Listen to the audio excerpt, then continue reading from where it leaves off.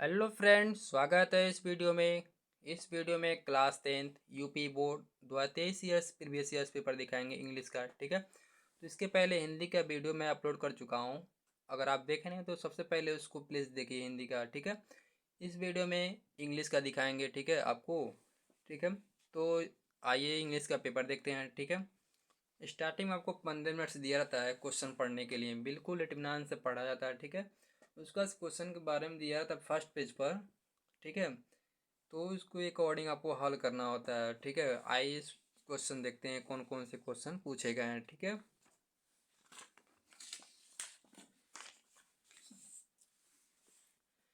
Part 1 दिया है। Part A question देखिए, read the following passage carefully and answer the question that following choosing the correct options.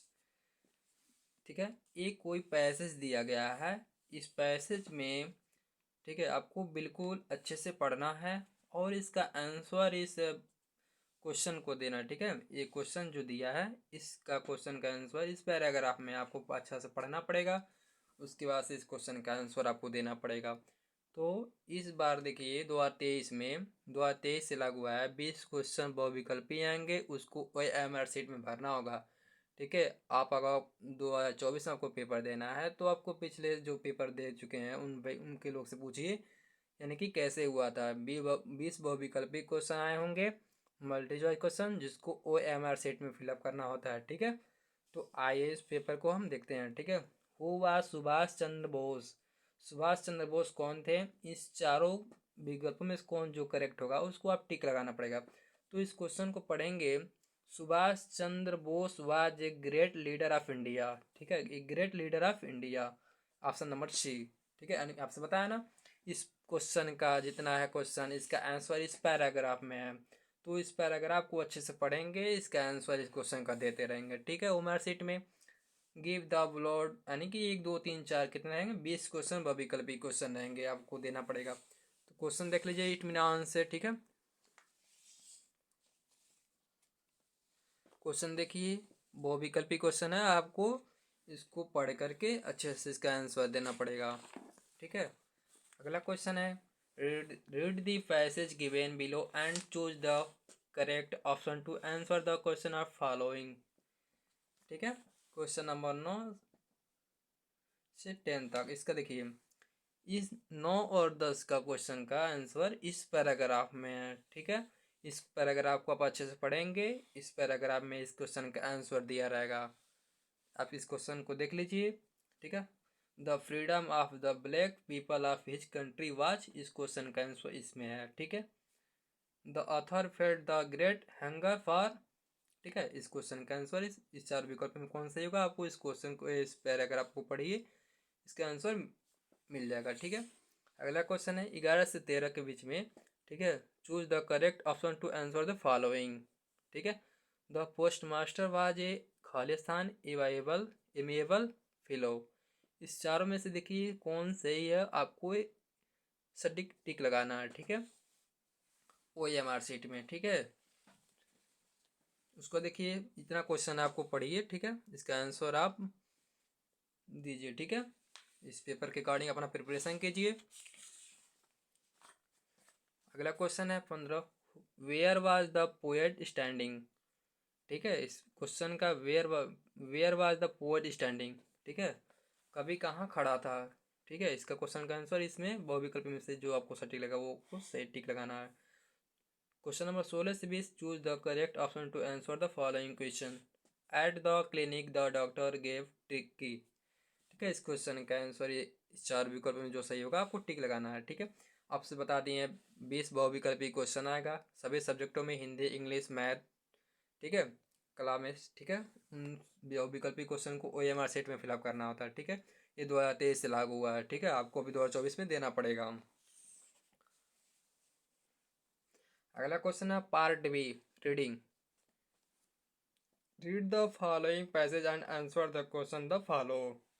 ठीक है, इस ये क्वेश्चन का देखिए, ये पैराग्राफ है कोई है, इस पैराग्राफ को अच्छे से पढ़ना है। पैसेज दिया है, इस पैसेज का क्वेश्चन यहाँ पे दिया है। ठीक है, देख लीजिए ध्यान से। कह रहा कि how can wealthy people have the sick and help children.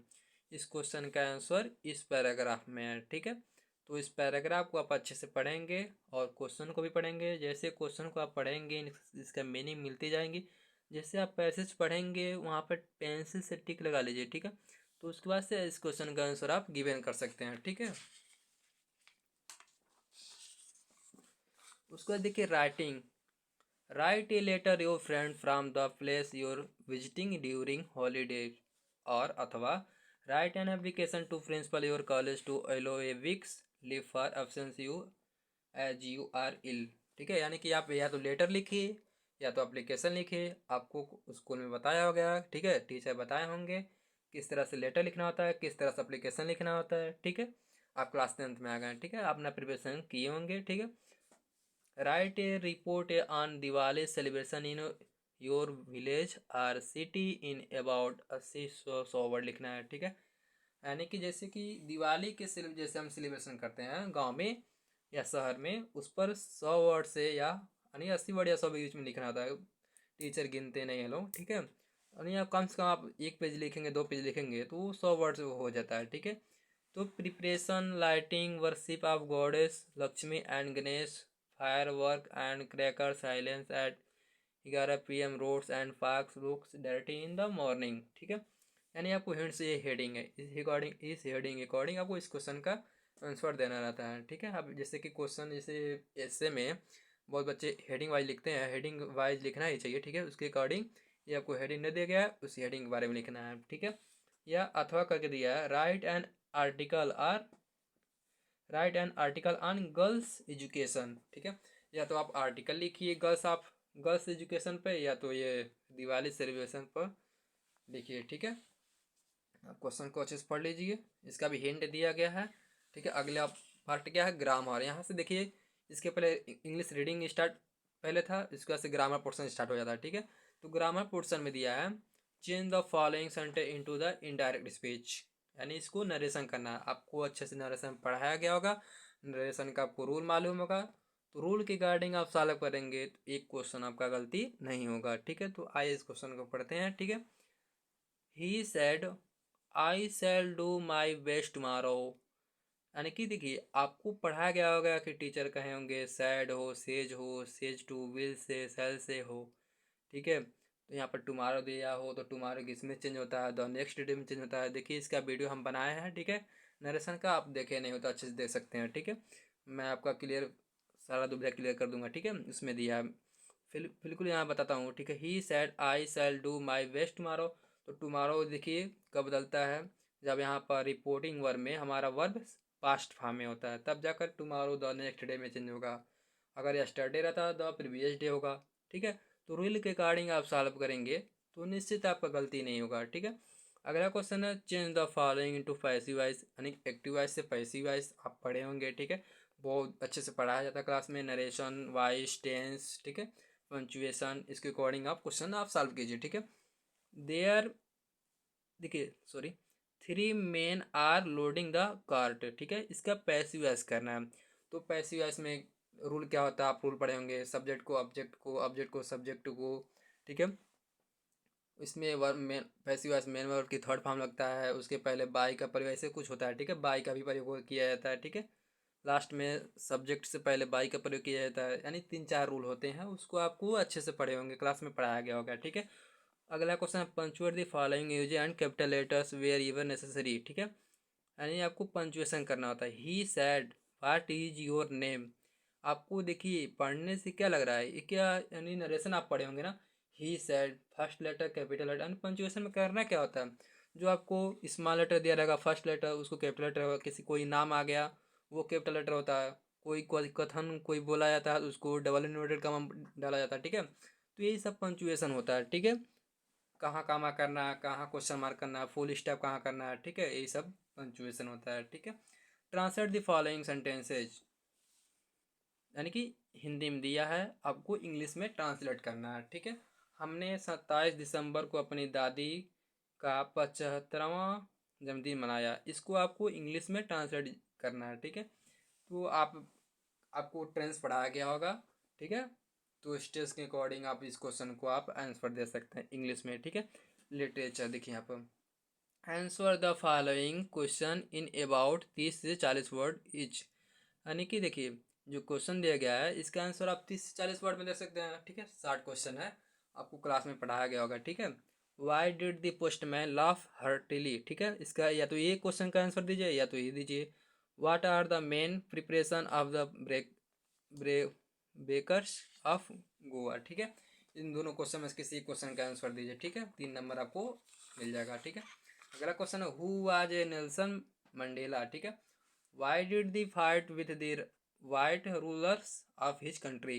ठीक है, या तो इस क्वेश्चन का आंसर दीजिए या तो इस what does the writer say about the T from Assam. ठीक है, इन दोनों क्वेश्चन में से आपको किसी एक का आंसर देना है। ठीक है, answer any of the following in about 60 words.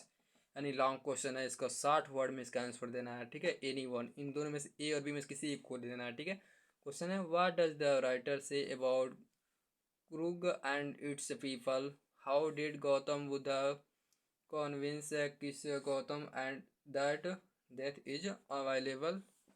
ठीक है, इस दोनों क्वेश्चन में किसी एक क्वेश्चन का आंसर आपको आंसर देना हो। ठीक है, पढ़ा गया अच्छे से, आप कहानी पढ़े होंगे, उस कहानी को इंग्लिश में ट्रांसलेट करके आंसर आप लिख दे सकते हैं। ठीक है, who was compose the poem dust of snow. What does the poet teach us through this poem. ठीक है, इसका भी अरवा आथम दिया है। ठीक है, और में करके दिया है right your 4 lines your any poem prescribe in your syllabus. यानी कि आपको स्टार्टिंग से बताया जाता है कि इंग्लिश में आपको पोएम आएगा। ठीक है, पोएम आएगा, सेंट्रल आएगा, इन दोनों क्वेश्चन किसी को 4 लाइन का पोएम लिख देना है। क्या बात है, 3 नंबर आपको इजीली मिल जाएगा। आप लिख कर भी याद किए होंगे, टेस्ट में दिया होगा। ठीक है, क्लास में टेस्ट होता होगा तो ज़्यादातर पोएम लिखने को आता है। ठीक है, right the central idea of any one of the following poems. कहते हैं ना, सर भी बोले होंगे कि पोएम या सेंट्रल आइडिया दोनों आता है। ठीक है, उन दोनों में से किसी आपको एक करना होता है। यहाँ पे देखिए क्वेश्चन में पूछ लिया गया fire and ice a tiger in the zoo the trees. इन तीनों में से किसी एक पर सेंट्रल लिखना है, सेंट्रल आइडिया। ठीक है, number question answer of any following question about 30 से 40 वर्ड।